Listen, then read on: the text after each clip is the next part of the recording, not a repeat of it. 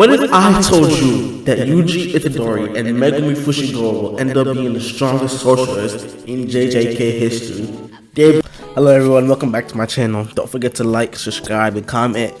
Today we'll be talking about my predictions for the JJK fight and Megumi and Yuji Itadori needing to reach enlightenment, having their honored one moments to end up becoming the strongest JJK sorcerers we have ever seen. Both will have their honored one moments. Yeah, I said it. Go crucify me in the comments if you want, but I said it. My name is Darlington and welcome back to my channel. First, let's talk about my predictions for the fight against Sukuna and how that would end up going. This is my first. Not the first punch has been thrown. We've gotten like a whole chapter literally just them fighting. This will be my final prediction and I'm laying all my cards on the table right here, right now. I won't make any more predictions after this. This is it. This is it. Keep the receipts because this is it. First and foremost, let's get it out of the way that for the story to move on narratively, Gojo Satoru has to die. Now you're gonna ask me why's the case. I mean, y'all, I'm pretty sure we all know what the case is. Despite his efforts to reform the society, Gojo himself is very much a part of the society that he's trying to reform. He's been the ace of the Jujutsu society for as long as he was born, literally, enjoying special privileges because of his status. However, Gojo isn't looking to simply remove corrupt higher-ups. Like we already saw, most of them are dead. All of them are probably dead. And we know that if they're dead, then that means Gojo, this is it. This is Gojo's time. He's trying to reform. This is it. This final battle will determine whether Jujutsu society stays the same or it ends up becoming reformed. Gojo's ultimate sacrifice for this cause is that he might have to die.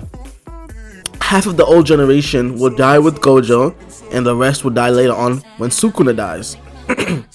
Now, I don't really think that Gojo will win the fight against Sukuna. I'm pretty sure we all know he's probably gonna lose that fight.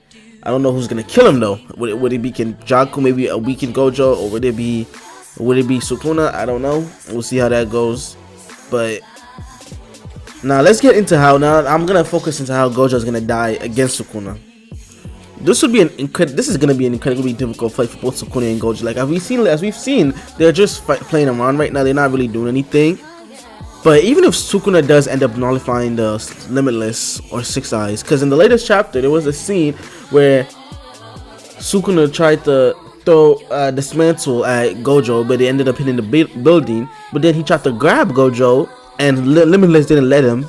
But it felt like Gojo grabbed him, and something like that happened. So maybe it wasn't Gojo that disabled Limitless. Maybe Sukuna actually just disabled Limitless. We're gonna see in the next chapter if that's true.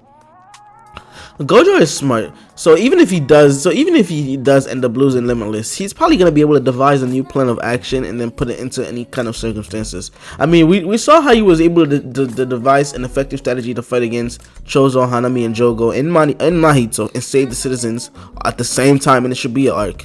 Gojo's tactical knowledge is very impressive, but then again, the same can be said for Sukuna. Sukuna's probably the smartest. Apart from maybe Kenjaku, Sukuna's probably the smartest one we've seen so far. Smartest villain we've seen so far. Now, for the first huge factor in this fight is going to be Mahoraga and the Round Deer. It's stated that Mahoraga can read opponent attacks and adapt to any scenario and easily overcome it. Furthermore, no member of the Zenin clan has ever been able to tame Mahoraga, and a member of the Gojo clan had been beaten by it in the past. In the Shibuya arc, however, Sukuna employed Malevolent Shrine to tame Mahoraga. He's also tamed the Round Deer, which is capable of mending both itself and its user. And the key advantage of controlling a Shinigami like this is that it uses positive energy to disrupt the opponent's control over cursed energy. RC reverse cursed method. This combination is crazy, and we have no idea where the battle will go when these two are employed. Which region I'm sure Sukuna's gonna employ them. However, the combination makes Sukuna the most powerful cursed user at the moment. And then during the flashback in the Shibuya incident, chapter 117 in the manga, Gojo mentioned that a 10 Shadows technique user was able to successfully defeat a Limitless curse technique user with 6 eyes. Now, Gojo is probably the strongest Gojo clan member in existence, for all we know. So it might not work with him. Then again, the person that was using 10 shadows was not Sukuna. So you can see it. So you see These two are literally just the strongest. We have a fight like this has never been seen anywhere in Jujutsu society. Never.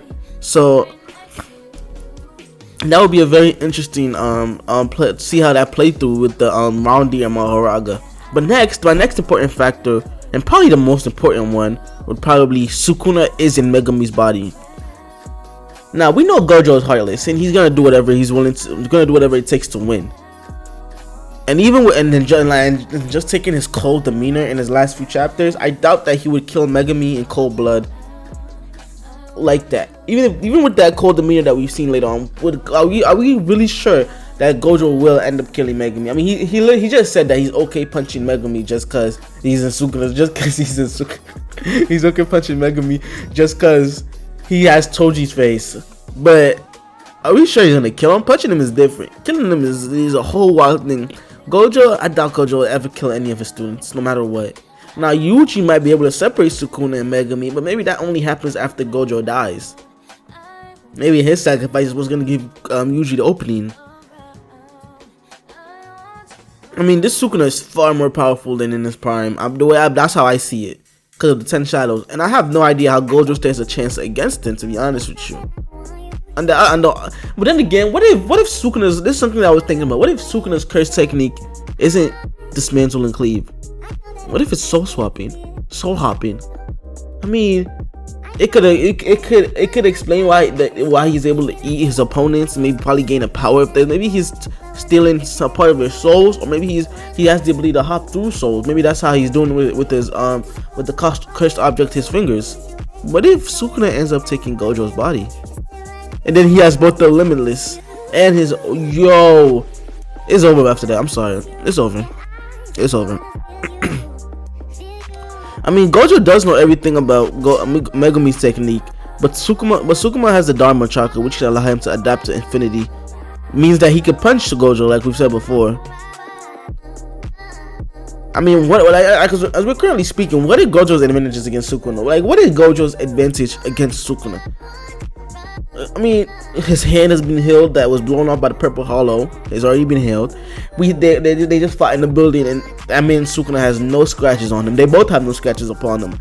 I don't see Gojo winning this fight. I'm so sorry. I do not see Gojo winning this fight. Maybe Gojo has a better domain, or maybe he can teleport. But how much will it help? Because Sukuna's domain has a way greater range, so he may be able to employ his domain expansion without coming into contact with Infinite Void.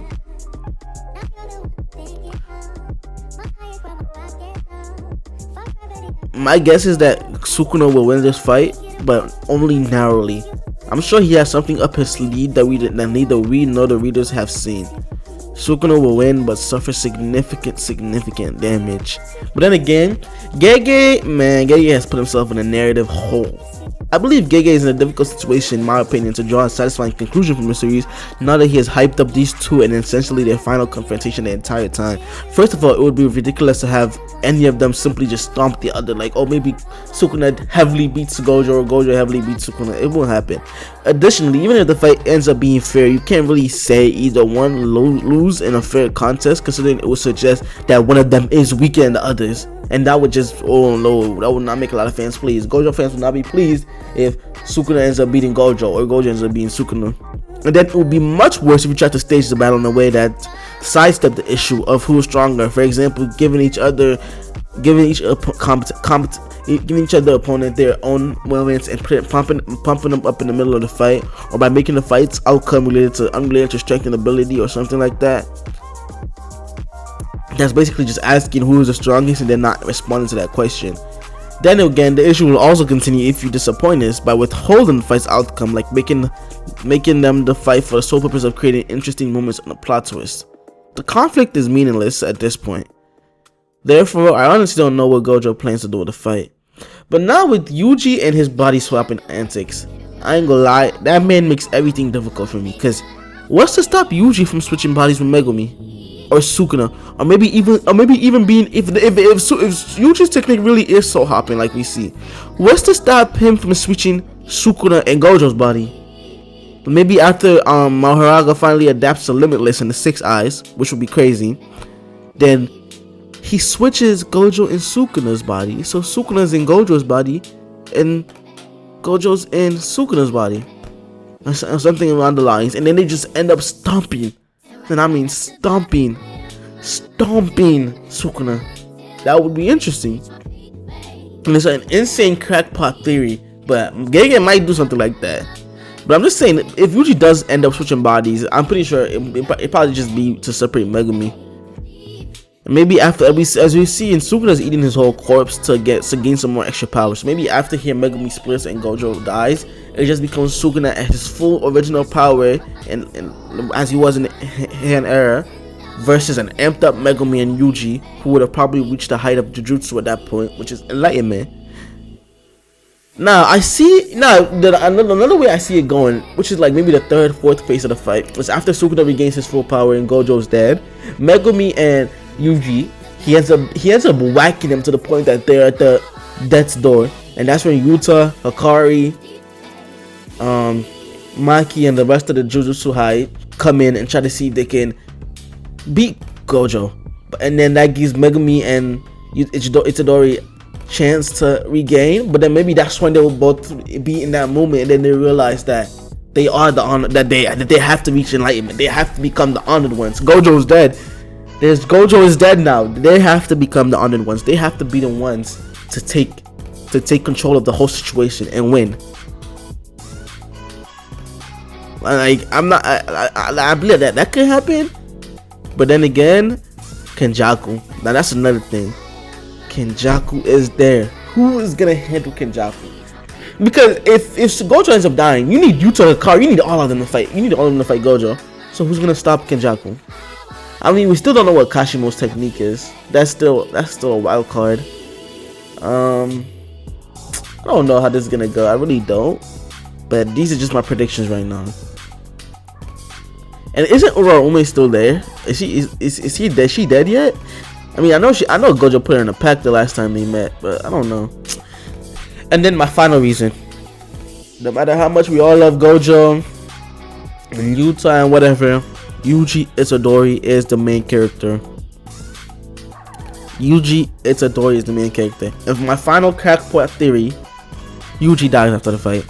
Yuji dies after Sukuna is dead. It ends up becoming Megumi and the rest of the Jujutsu High students Jujutsu High students who end up reforming the society. That's it for me.